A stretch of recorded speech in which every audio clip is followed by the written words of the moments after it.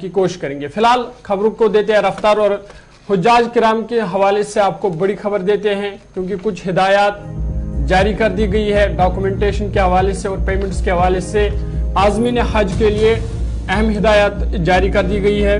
जम्मू कश्मीर हज कमेटी ने एक मकतूब जारी किया है जिसमें कहा गया कि हज कमेटी ऑफ इंडिया से मौसूला सर्कुलर के मुताबिक तमाम आज़मीन हज आर्जी तौर पर जो कुरानंदाजी में मुंतखब हुए उनसे दरखास्त की गई है कि वो कबल अज एडवांस रकम जमा कराए। ये रकम 81,800 तक है और 7 अप्रैल तक इन्हें ये रकम जमा करानी है। ये रकम ये ऑनलाइन भी अदा कर सकते हैं। जो वेबसाइट है www.hajcommittee.gov.in, इस पर ये ऑनलाइन भी इस रकम को जमा करा सकते हैं। इसके बगैर ऑफलाइन भी SBI या UBI के पास रखे गए जो हज कमेटी ऑफ इंडिया के अकाउंट्स है वहां पर भी ये रकम जमा करा सकते हैं। बैंकिंग सिस्टम वाली शाख के जरिए अदायगी की खुसूसी जरिए से स्लिप के जरिए बैंक हवाला नंबर का इस्तेमाल करते हुए आज़मीन हज ये रकम जमा करा सकते हैं। इसके अलावा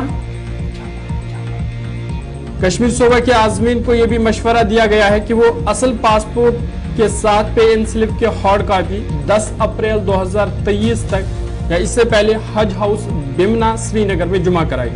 नोटिफिकेशन में यह भी कहा गया कि जम्मू सूबा की आर्जी तौर पर मुंतखब आज़मीन मज़कूरा को दस्तावेज़ात अपने मुतल्लिका डिप्टी कमिश्नर दफातर पर 8 अप्रैल 2023 तक या इससे पहले जमा कराएंगे ताकि 10 अप्रैल 2023 तक इससे पहले हज कमेटी पहुंच सके।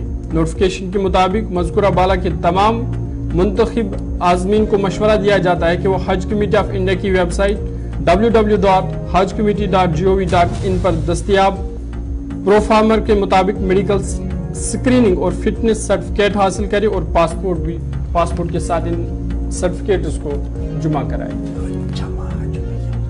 चलिए, हुज्जाज इकराम के हवाले से बात थी। जो अदायगियां हैं उस हवाले से ज़हूर डिटेल्स आपके सामने रख रहे थे। 7 अप्रैल से पहले जो पेशी अदायगी और ये उनके लिए जो मुंतखब जो आज़मीन है तो वो फहरिस्त भी आपके सामने रखी जो हज कमेटी की तरफ से सबसे पहले मरकज़ के ज़ेर इंतज़ाम इलाके में सामने आई थी। और ये जो रकम है हज कमेटी ऑफ इंडिया की जो वेबसाइट है उस पर जमा करवानी है। एक बार फिर से वेबसाइट आपको बताते चलें जिस पर आपको ये रकम जमा करवानी है और ये वेबसाइट है www.hajcommittee.gov.in। आगे बढ़ते हैं फटाफट से। अब जरा बात उम्रा ज़ायरीन के हवाले से भी करते हैं, क्योंकि इन दिनों ये सिलसिला भी देखा जा रहा है। दुनिया भर से उम्रा ज़ायरीन जो है वो इस वक्त सऊदी अरब पहुंच रहे हैं, लेकिन कुछ जरूरी बातें जो है वो उनको ध्यान में रखनी है। कुछ मकामात पर लापरवाही जो सामने आई है और इन सब के बीच में सऊदी अरब की हुकूमत की जानिब से बैक टू बैक कुछ नोटिफिकेशन जारी किए गए हैं। और सऊदी अरब की जो वजारत हज उम्रा है उसने बैरूनी मुल्क से आने वाले यानी जितने भी फॉरेनर्स हैं, जितने भी आज़मीन हैं जो उम्रे पर इस बार जा रहे हैं या जाने का इरादा है, तो उनको हिदायत दी है कि वो सऊदी अरब में रजिस्टर्ड बैंकिंग चैनल को इस्तेमाल करें।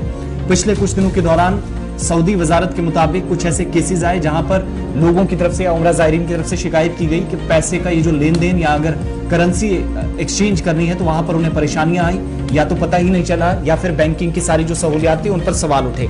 इन सब के बीच में बैरून मुल्क से जो आने वाले उम्रा ज़ायरीन है उनको खबरदार किया गया एक तरह से कि करेंसी तब्दील करने या करेंसी के किसी और मामले का अगर कोई लेन देन है तो 2 चीजों का ध्यान रखिएगा। एक, मंजूर शुदा जो बैंक है और जो मिनी एक्सचेंजर्स हैं उनसे राब्ता किया जाए। इसके अलावा किसी भी तरीके से, यानी जिनको सऊदी गवर्नमेंट मानती है, जहां पर आपको QR कोड की फैसिलिटी भी मिलेगी, सारी चीजें ऑनलाइन आपका प्रोसेस रहेगा, मगर ये जरूर पता करें सबसे पहले कि आप किसी मंजूर शुदा इदारे से राब्ता कर रहे हैं या नहीं। इस चीज का ध्यान रखना जरूरी है।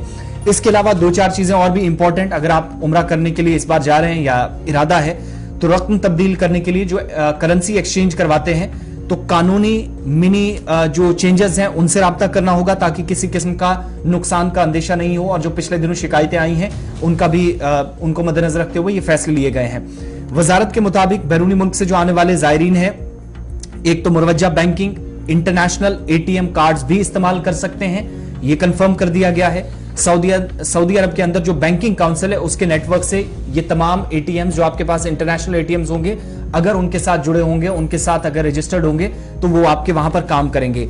दूसरा, हज उम्रा के लिए जो बैरून मुल्क से आने वाले ज़ायरीन को कहा गया है कि 60,000 रियाल से ज्यादा रकम अपने पास ना लाएं।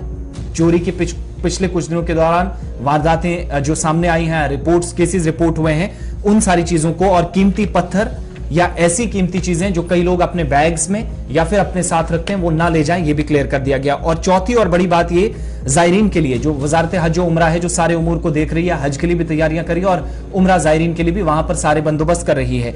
जायरीन बैंकिंग एप्स डाउनलोड करेंगे जिनमें एहतियात करेंगे। बैंकिंग एप्स 4-5 किस्म की है, लेकिन एक बैंकिंग ऐप जो बताई गई है, जो आप वेबसाइट पर जाएंगे तो वहां पर डिटेल्स भी हज और उम्रा वजारत की तरफ से डाल दी गई हैं। वो मंजूर शुदा एप्लीकेशन है बैंकिंग सिस्टम के साथ सऊदी अरब के अंदर, ताकि आप किसी फ्रॉडस्टर के पास जाकर फंसे ना, आपके पास जो रकम है वो भी आपके साथ से किसी तरीके से लूटी ना जाए, और दूसरा अगर कीमती पत्थर या कीमती कोई दूसरी अशिया आपके पास है उसको अपने साथ ले जाने से परहेज करें। और एक एप्लीकेशन आपको डाउनलोड करनी है, ज्यादा रकम भी नहीं रखनी है, सारी चीजें एहतियात करनी आने वाले दिनों के अंदर, ताकि ये जो इलेक्ट्रॉनिक लिंक है इसके बारे में भी आपको इत्मीनान हो सके, आपको पता चले।